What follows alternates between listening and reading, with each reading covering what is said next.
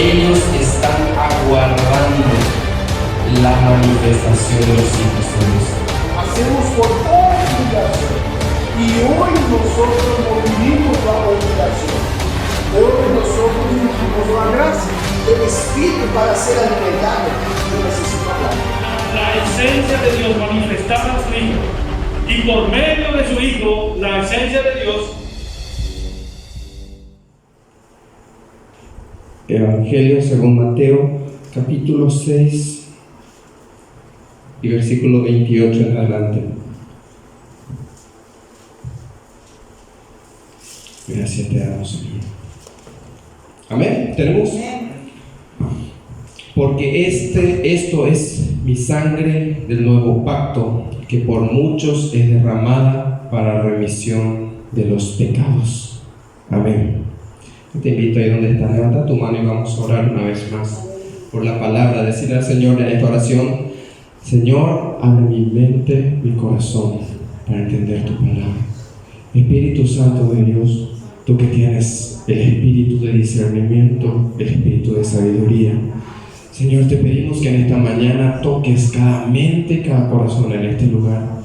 Señor, pon una barrera de tu espíritu contra toda distracción, Señor. En el nombre de Cristo Jesús, yo declaro, Señor, libre la mente y el corazón de tus hijos para recibir tu palabra. Te damos gracias, Señor, porque eres tú que quieres hablar con tu pueblo. Úsame, Señor, una vez más. En el nombre de Jesús. Amén y amén. Dale un fuerte aplauso a nuestro Dios. Aleluya. Este es nuevo pacto en mi sangre. Y así llamé a este estudio, palabra que quiero compartir con ustedes: la sangre del nuevo pacto. Hoy estamos recordando, ¿qué cosa? ¿Qué hacemos hoy? La Santa Cena. Y te pregunto, ¿y qué es la Santa Cena? ¿Por qué la hacemos? Porque Jesús mandó, ¿verdad? ¿Pero por qué? ¿Qué es el vino? ¿Qué es el pan? ¿Por qué lo hacemos? Muchos no disciernen o no saben todavía, pero hay un misterio tremendo en esto. Por eso hoy el Señor puso en mi corazón de hablarles acerca de la sangre, esta sangre del nuevo pacto, la sangre de su Hijo Jesús. La sangre, como nosotros conocemos literalmente, es un líquido vital que recorre todo nuestro cuerpo. ¿Quiénes trajeron su sangre hoy? Amén, todos. Es un líquido sin el cual es imposible que podamos vivir. De hecho, la Biblia, Levítico 17:11, si puedes poner, Alexis, la Biblia misma dice que la vida de todo ser está en su sangre. Levítico 17:11, porque la vida de la carne en la sangre está, ya sea animales o nosotros seres humanos. La vida está en la sangre. Este líquido vital que todos nosotros acá tenemos es bombeado por un órgano que Dios puso en nuestro pecho, que es el corazón. Es bombeado a todo nuestro cuerpo, desde antes que naciésemos. Imagínense, desde antes que naciésemos nuestro corazón ya está trabajando, y hasta hoy día no se detuvo un solo día a descansar. ¿O usted alguna vez se detuvo a descansar un poco? Sigue trabajando y bombeando sangre a todo nuestro cuerpo. Es así que la sangre recorre nuestro cuerpo todos los días sin detenerse. Sin detenerse. Lleva oxígeno, lleva nutrientes que necesita nuestro cuerpo, lleva anticuerpos, células que repara cualquier parte de nuestro cuerpo. Cuando nos cortamos, vemos que rápido se coagula la sangre. Un tiempo después aparece una cicatriz. ¿Por qué? La sangre lleva células que reparan eso. Qué perfecto es nuestro Dios. Por eso a mí me sorprende que mucha gente adquiere ciencia y comienza a negar la existencia de Dios. Pero cuando yo comencé en la universidad a estudiar biología, mientras más ciencia veía, ¡wow! ¡Qué tremendo que Dios pensó en todo! Imagínate que tenés un auto, se descompone y se repara solo. de bárbaro, que solo él nomás se carga su combustible. Dios mío, no hemos llegado a eso, pero Dios sí, con su sabiduría en nosotros. Esa sangre, toda nuestra vida recorre por nuestra vena sin descanso. Incluso dicen los médicos que si uno sufre una herida mortal en unas arterias, en una de las arterias, la arteria femoral, una arteria que recorre de acá, por el cuarto izquierdo, hasta los pies. Si sufre una herida en este brazo o en esta pierna, esa arteria, si se rompe, solamente le queda 7 minutos de vida. Imagínense. Parecemos tan fuertes, pero a la vez somos tan frágiles. No somos casi nada, solamente en 7 minutos basta para que cierta cantidad de sangre se derrame y la vida terminó. ¿Por qué? Porque la vida sale a través de la sangre. Así vemos la importancia que tiene nuestra sangre para nuestro cuerpo físico, ¿verdad que sí? Una persona que sufre un accidente rápido necesita transfusión de sangre, porque sin eso es imposible vivir. Es de vital importancia para este cuerpo físico, pero ¿tiene relevancia en el cuerpo espiritual la sangre? ¿Tiene importancia también la sangre en nuestra vida espiritual, así como en nuestra vida carnal? ¿Tiene algún significado espiritual? Cuando me puse a investigar estas dudas, porque en didáctica dice que cuando uno tiene dudas es porque uno está aprendiendo. Entonces surgieron estas dudas en mí y busqué en la palabra de Dios donde encontramos la respuesta. Y surgió en mí la duda, ¿cuándo se menciona la sangre por primera vez en la Biblia? Comencé a ojear, de hecho en internet encontramos más rápido, Génesis capítulo 4 versículo 10. Génesis capítulo 4 versículo 10, la primera mención de la palabra sangre en la Biblia. ¿Y qué dice Génesis 4:10? Y él le dijo, ¿qué has hecho? La voz de la sangre de tu hermano clama a mí desde la tierra. ¿A quién Dios le dijo esto? ¿Quién sabe? A Caín. ¿Quién era Caín? Resulta ser rápido para recordar, cuando Adán y Eva pecaron, fueron destituidos del jardín del Edén, de la gloria de Dios, sacados fuera, y ellos, cumpliendo el mandato de Dios, se reprodujeron, tuvieron un hijo llamado Caín y otro hijo llamado Abel. Un día Caín se encargaba de todo lo que era la agricultura y Abel era ganadero. Un día ambos sienten el corazón de presentar algo para Dios, una ofrenda a Dios. Caín junta de la cosecha que le sobró lo que tenía y trae ofrenda a Dios. Él juntó y trajo para presentar su ofrenda. En cambio, la diferencia, Abel preparó ofrenda para Dios. Ahí vemos la diferencia. Uno trajo lo que encontró en su chacra, otro preparó ofrenda para Dios. ¿Y cómo preparó? Buscó el cordero primogénito de la camada, que no tenía ningún defecto, y trajo y presentó en ofrenda delante de Dios. Y dice la palabra ahí en Génesis, poquito antes de lo que leímos, que Dios miró y no le gustó la ofrenda de Caín, porque él trajo lo primero que encontró ahí, ¿verdad? Pero en cambio Abel, que preparó y trajo lo mejor para Dios, le agradó a Dios. ¿Qué causó esto? Causó celos en Caín, que rápido planeó algo, engañó a su hermano, se fue paz con un golpe certero en la cabeza, muere Abel. Cuando mata a su hermano, Dios le habla a Caín y le dice esto: ¿qué has hecho? ¿Qué has hecho? ¿Qué hiciste? Porque la sangre de tu hermano está clamando desde la tierra. Entonces vemos el sentido espiritual de la sangre. Donde se derrama sangre siempre pasa algo. Por eso el pastor estaba diciendo: oremos por nuestra nación, porque la violencia no es la respuesta. Cuando se derrama sangre siempre hay una consecuencia. ¿Cuál fue la consecuencia para Caín? Que se le echó. Bien. Y le dice Dios: vas a ser maldito, y yo voy a ordenar que donde quiera que vayas nadie te mate, para que sufras durante toda tu vida.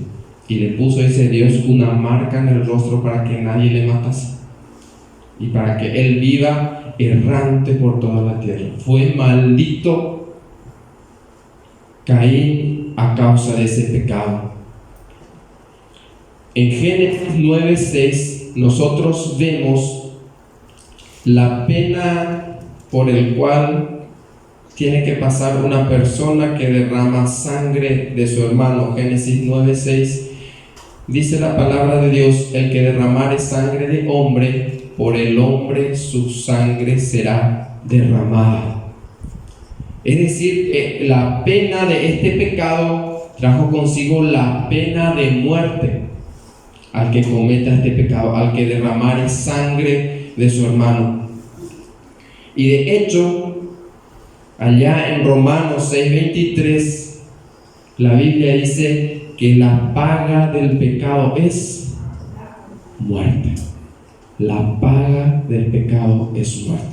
Recordemos estos versículos porque más adelante vamos a tener que traer a memoria. Pero no se refiere en Romanos 6:23 a una muerte física. Se refiere ya al sentido espiritual. La paga del pecado es muerte, muerte espiritual. Porque si fuere en sentido literal, entonces yo digo una mentira, ¿verdad? No existiría seres humanos hoy día sobre la tierra. Pero se refiere a una muerte espiritual, la muerte segunda, le dice la Biblia, también la muerte eterna. Esa es la paga de todo pecado. Bueno, para hacer un poco la historia, después de esto pasó un tiempo, la maldad se multiplicó sobre la tierra. De ahí surge un hombre que solamente una familia que cree en Dios. ¿Quién sabe de quién se trata? De Noé. Noé le cree a Dios, Dios le habla y le dice: voy a enviar un diluvio para exterminar la maldad del ser humano. Vos tomás tu familia, tu esposa, tu hijo con su esposa, yo voy a enviar los animales, construir un arca y voy a enviar un diluvio. Tal cual pasó. Solamente quedó Noé, su familia, se volvió a repoblar la tierra. Un tiempo después surgen los patriarcas, Abraham, Isaac, Jacob. Conocemos esta parte de la historia, ¿verdad? La historia bíblica. Del hijo de Israel o de Jacob nace José, que era favorito de su papá. Los hermanos sintieron celos de José. ¿Qué hicieron? Le vendieron como esclavo a Egipto. Pero todo eso era parte de un proceso de Dios. Dios estaba preparando algo grande. ¿Por qué? Porque José, por su sabiduría, porque tenía ese espíritu de Dios en él, se vuelve segundo después del faraón sobre Egipto. Viene una gran hambruna. José, que se adelantó a eso y ahorró todos los granos en 7 años, manda a traer todo Israel, todo el pueblo de su padre, de su familia, de la tierra donde ya estaban, hasta Egipto, para ser alimentados. Dice la Biblia más adelante que muere José. Pasa un tiempo, sube un faraón sobre Egipto que no sabe quién es José, quiénes son los israelitas. Entonces, ¿qué pasa? Un día se despierta y dice: a la pita, ¿quién son estos extranjeros que están acá? Y le toma como esclavo a los israelitas. Pero eso Dios ya había hablado con Abraham cuando le dijo que él iba a ser una nación grande, que ellos serían 400 años esclavos en una tierra extranjera. Toma como esclavo a todo Israel. Pasa 400 años, nace un libertador. llamado, ¿cómo se llama? Moisés. Nace Moisés, que es arrojado en una canasta en el río para que no le maten. Cuando era bebé le encuentra la hija del faraón y le cría como suyo porque ella no podía tener hijos. Crece en el palacio del faraón, aquel que sería el libertador de Israel. ¿Cómo Dios hace las cosas? Crece como príncipe.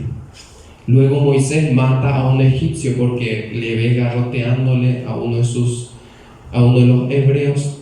Moisés, airado, se va, arremete contra él, le mata, y unos cuantos le dicen: nosotros te vimos cuando le mataste al egipcio. Entonces él se asusta y huye,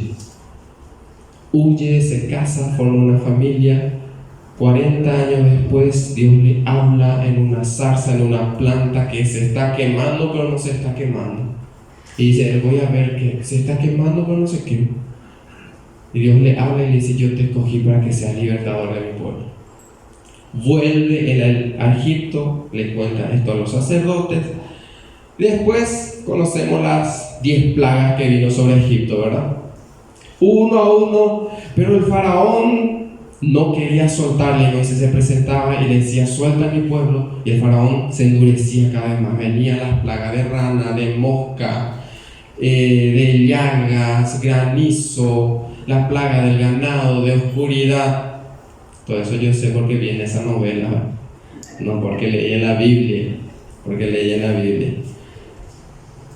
hasta que llega el tiempo. Después de muchas señales, plagas enviadas, el faraón endurece cada vez más su corazón. Y llegamos en un día clave que sería la última plaga enviada sobre Egipto antes de que el pueblo sea liberado. ¿Cuál era esta última plaga? Presta mucha atención. Un día antes de la plaga, Dios le dice a Moisés y al pueblo: maten el mejor cordero que cada uno tenga, el primogénito, que no haya en él ningún defecto. Junten su sangre y con la sangre marquen el tindel de la puerta. ¿Qué es el tindel de la puerta? Antes no había hormigón ni hierro en las casas, entonces se ponía 2 pilares y se ponía un madero que reposaba sobre los 2 pilares, y sobre eso se levantaba la pared, para que la pared no se caiga en la parte donde estaba el hueco de la puerta. Ese es el tindel, ese madero que estaba ahí.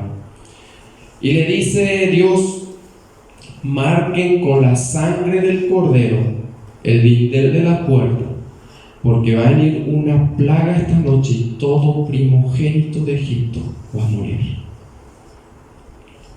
Fue la primera Pascua que celebraron. Ellos cumplieron, marcaron con la sangre del cordero.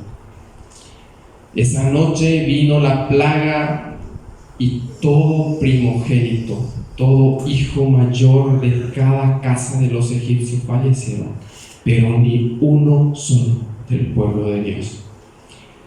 Entre todos esos primogénitos que fallecieron, uno era del faraón. Faraón, en medio de su dolor, dice: suelten, déjenle ir. Israel sale de su esclavitud. Israel por fin logra liberarse. Yo estoy seguro de que en aquel día en el cual los israelitas, amanecieron: un día más siendo esclavos, vamos a hacer ladrillo, construir pirámides. Ellos salieron, cruzaron el umbral debajo de ese lindel marcado con la sangre del cordero. Seguro que ninguno imaginaba que ese era el último día el cual estaba saliendo de ser esclavo, estaba cruzando el lindel para ser libre. Seguro que ninguno imaginaba que ese era el día que escogió Dios. Ellos salieron libres en aquel día. Luego Faraón les persiguió, conocemos la historia del Mar Rojo, Dios hizo señales. Cuando ellos están ya en el desierto, Dios le da las leyes a Moisés y le dice: esto son las leyes que deben seguir. Pero nuevamente quiero detenerme en una parte. Entre esas leyes, Dios le dice a Israel, la paga del pecado, ¿qué era? Muerte, ¿verdad? Se tenía que derramar sangre para pagar el pecado. Entre esas leyes, para perdón de los pecados, una vez al año, todas las personas tenían que presentar delante del sacerdote, llevar un animal, el mejor, así como Dios les pidió ahí estando en Egipto, que sea sacrificado, y con esa sangre el sacerdote rociaba el altar y eran perdonados los pecados de esa persona. Pero cada año, año tras año, se hacía esa fiesta, se hacía para perdón de los pecados. El sacerdote tomaba el animal, degollaba, derramaba la sangre, juntaba, iba y rociaba sobre el altar. Y se presentaba ahí, imagino que diciendo: Señor, este hombre es pecador, pero trajo un cordero inocente, y con su sangre se ha perdonado sus pecados. Sangre inocente se derramaba para perdón de pecados de un pecador. Vemos la relevancia espiritual de la sangre. Muchos años Israel hacía esta práctica, año tras año, hasta que muchos años después viene Cristo Jesús, el primogénito de Dios. Él no solamente vino a dejar sus enseñanzas, a ser maestro, sino que vino también como el Cordero de Dios que quita el pecado del mundo. Evangelio de Juan, capítulo 1, verso 29. Evangelio de Juan, capítulo 1 y verso 29. Permiso.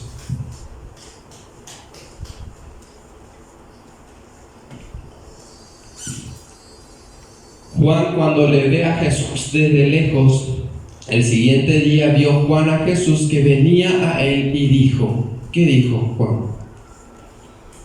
He aquí el Cordero de Dios que quita el pecado del mundo.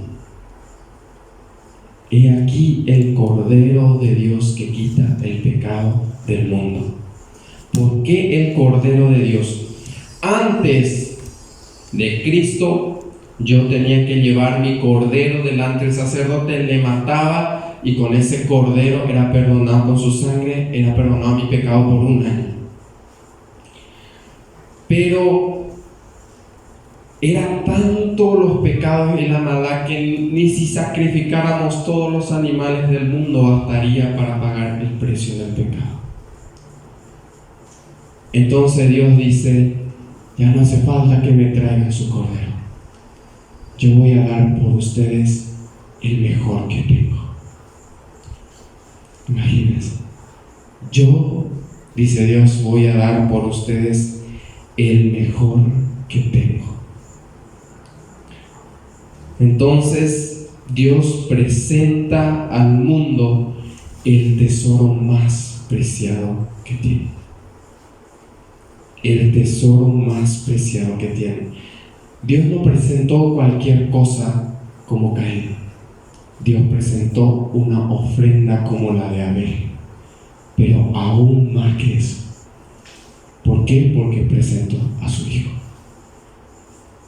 Si Dios te dice a vos: preséntale a tu hijo en ofrenda, fuera Satanás le vas a decir.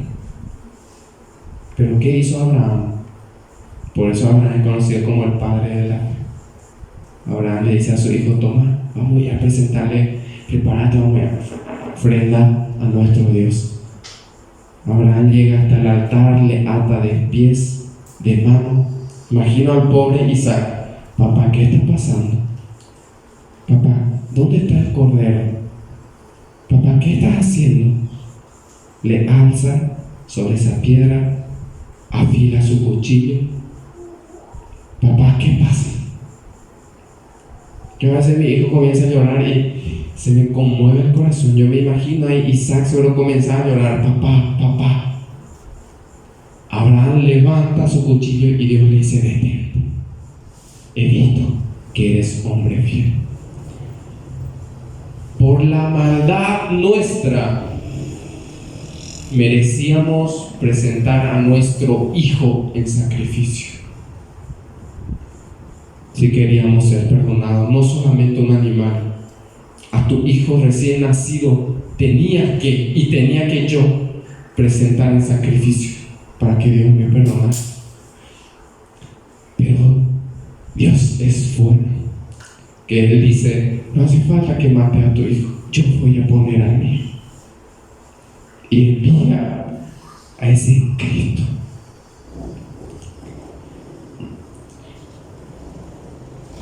El tesoro más preciado que tiene, para que entregue su sangre para perdonar nuestros pecados. En aquella cruz, así como Isaac solamente decía papá, papá, Jesús dijo, papá, ¿por qué me abandonaste? En aquella cruz, Él colgado de un madero. Según los teólogos que conocen la Biblia más que yo y son historiadores, en aquel tiempo, y de hecho la ley dice que una persona que blasfeme y dice ser semejante a Dios, su casa tiene que ser destruido y ser tomado un madero de su casa y ser colgado en él. Los teólogos dicen que la casa de Jesús fue destruida. Tomaron el dintel de su puerta y le colgaron en él. Aquel día, el Cordero de Dios marcó el dintel de su puerta. El Cordero de Dios, con su sangre, marcó el dintel de su puerta y nos dijo, yo soy la puerta. Yo soy la puerta. El que por mí entrare será salvo. Vemos el significado allá en la época de Moisés. Ya Dios estaba mostrando todo lo que haría con su Hijo, con el Cristo. Derramó no solamente un poco de su sangre, derramó toda su sangre. Marcó el dintel de su puerta en el cual Él estaba colgado. Con Él rompió el velo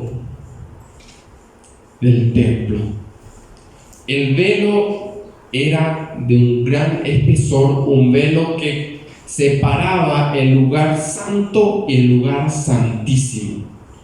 En el lugar santísimo solamente el sacerdote podía entrar, y si el sacerdote tenía algún pecado, moría ahí por la presencia de Dios. Pero cuando Jesús expiró y dijo, Padre, en tus manos encomiendo mi espíritu, exhaló su último aliento, porque ya no tenía sangre en su cuerpo. Todo quedó derramado por vos y por mí. El velo del templo se parte en dos. Muchos dicen para que podamos nosotros entrar ahora al lugar santísimo, pero el velo se parte de arriba abajo. Es Dios diciéndote, ahora puedo salir a tu encuentro, como el padre del hijo pródigo salió corriendo a abrazarle. Dios salió del lugar santísimo a abrazarte a ti. Aquel día que dijiste, yo creo y te recibo como mi único y suficiente Salvador. Dios dejó su lugar santísimo por ti. Entregó su Hijo por ti. Así como Israel en aquel día cruzó esa puerta para ser libre, Dios nos da la oportunidad de cruzar el dintel de su puerta, que es la cruz de Cristo, para que podamos ser libres en Él. Aquel día que su Hijo entregó su vida para que seamos salvos, sanados y perdonados. Qué bueno es Dios.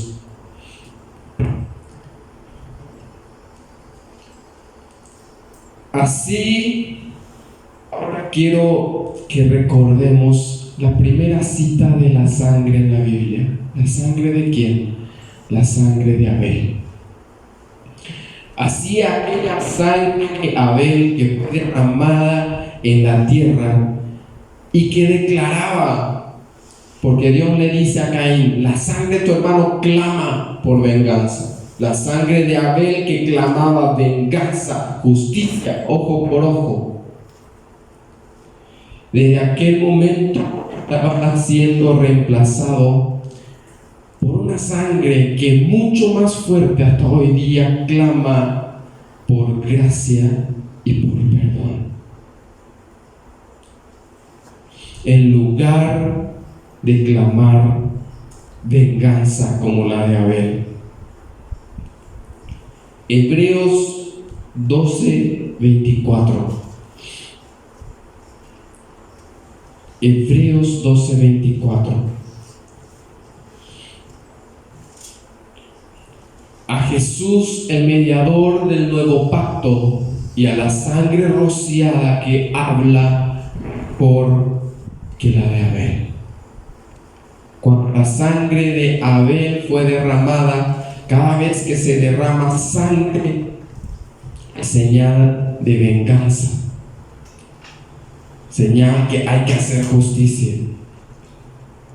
Pero en la nueva traducción viviente, la nueva traducción viviente de este mismo versículo, quiero que escuches. Presta mucha atención y quiero que escuches. En esa nueva traducción viviente dice: ustedes han llegado a Jesús, el mediador del nuevo pacto entre Dios y la gente, y también a la sangre rociada que habla perdón en lugar de clamar por venganza como la sangre de Abel. Aquella sangre que decía ojo por ojo, venganza, justicia, Señor, estaba reemplazando por una sangre que no solamente marcaba el lindel, una sangre que estaba siendo derramada sobre la tierra, y esa sangre hoy día dice gracia y perdón. En vez de decretar juicio sobre vos, justicia sobre mí, decreta gracia y perdón de pecados. Por eso acá el autor dice, habla más fuerte que la de Abel. ¿Por qué? Porque era del varón justo que no conoció pecado. Cuando Jesús expira, muere, desciende al abismo y toma la llave del Hades y de la muerte. Y Él vence a la propia muerte. ¿Por qué Jesús venció a la muerte? La paga del pecado es muerte. Jesús, varón que no conoció pecado, la muerte no tenía potestad sobre él. ¿Cuánto dan gloria a Dios? La muerte no tenía potestad sobre él, porque él no conoció pecado. Por eso al tercer día él resucita con la llave de la muerte en su mano y se presenta delante de Dios Padre y dice: Padre, aquí te traigo la llave de la vida y de la muerte, porque vencí. Y ese Jesús venció, y porque Él venció, yo también venceré. Levanta tu mano al cielo. Porque Jesús venció, yo también venceré. Pero decir con fe, decirle al COVID, decirle a la escasez: porque Jesús venció, yo también venceré. ¿Y por qué nosotros también venceremos? Porque un día decidimos cruzar ese lindel de su cruz para ser libres. para ser salvos, para ser perdonados y no volver nunca más a Egipto donde éramos esclavos. Con esa sangre Cristo venció la muerte, toma victoria sobre ella, y por esa victoria tampoco moriremos, sino que viviremos y venceremos por medio de aquel que nos amó. Y permíteme decirte una cosa más. Dios no solamente entregó uno de lo más preciado que tenía. Jesús dice: es necesario que yo me vaya. ¿Para qué? Para que venga a ustedes el Espíritu Santo. Incluso Jesús dice: ustedes pueden blasfemar sobre mí, hablar mal sobre mí, y sus pecados van a ser perdonados, pero hay aquel que blasfemare del Espíritu Santo, su pecado no le va a ser perdonado. Un tesoro mucho más precioso estaba guardado para cuando Jesús vuelva. Yo imagino ahí el Espíritu Santo ansioso seguramente: ya puedo ir, Señor, ya puedo ir, Señor, a habitar en ellos, a habitar en sus corazones. Pero cuando Jesús es ascendido, me imagino ahí la iglesia estaba orando, estaba alabando, estaba clamando a Dios. Y yo imagino aquel momento allá en el cielo cuando Dios le dice: podés ir. Se enciende como llama de fuego. Aleluya. Y dice la palabra que un viento sopla a aquel lugar y todos son llenos del Espíritu.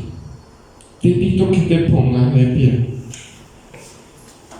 Aquel tesoro más escondido vino a través de Jesús. Los apóstoles pensaban que Jesús era todo que podían recibir, pero Jesús le dice: no se preocupen, hay algo más lindo todavía que falta, y vino el Espíritu Santo. Porque hasta ese momento el Espíritu Santo jamás habitó en alguien, y hoy viene para habitar en nosotros. Para terminar, el último versículo, y creo que te va a sorprender tanto como a mí. Cuando estaba terminando esto, Dios me dice: ahora busca cuándo fue la última vez en mi palabra donde menciono la sangre. Apocalipsis 19 versículo 13. Apocalipsis 19 versículo 13, y quiero que escuches bien. Cierra tus ojos y levanta tus manos al cielo. Aleluya. Estaba vestido de una ropa teñida en sangre, y su nombre es el Verbo de Dios. La primera vez Dios menciona la sangre de Abel y cierra mencionando la sangre del Cordero de Dios. Ahora vemos qué significa este vino, qué significa esta sangre. Por eso Pablo dice en 1 Corintios 11, de 23 en adelante: cualquiera que tome esta sangre sin discernir el cuerpo y la sangre de Cristo, juicio come y bebe para sí, y será culpado de la muerte de Cristo. Por eso es importante que podamos discernir qué representa la sangre de Jesús. No es cualquier cosa, y no se entregó una gota, se entregó toda por amor a nosotros.